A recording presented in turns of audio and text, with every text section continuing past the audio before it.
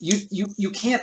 I mean, if I say that I'm a great writer, that's not ego. I'm just stating a basic fact. And if you took away the names, if you took away the name of that guy with the Underground Railroad and just left that, and you took a similar amount, let's say that's a 200,000 word novel, you took any random 200,000 consecutive words from A Norwegian in the Family, which is almost 2.5 million words long.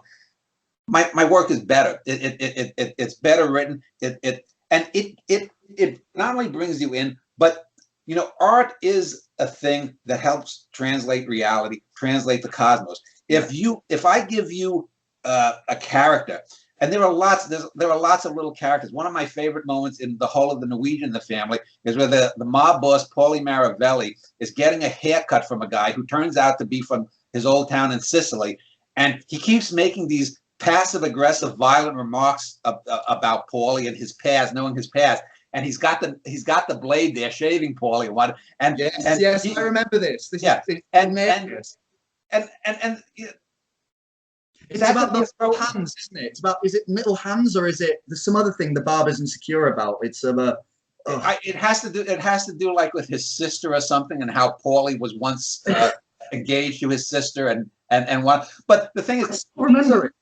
These are little things that have fruition later.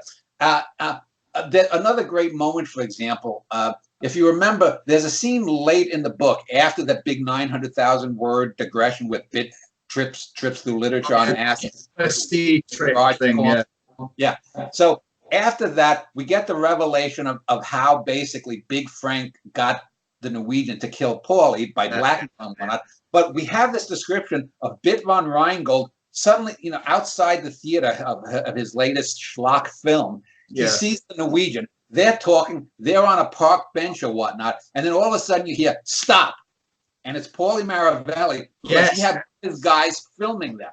And it comes out of nowhere. But once you see that, you're automatically, it's an automatic paradigm shift, as big and abrupt as the toss of the bone in 2001 that becomes the spaceship.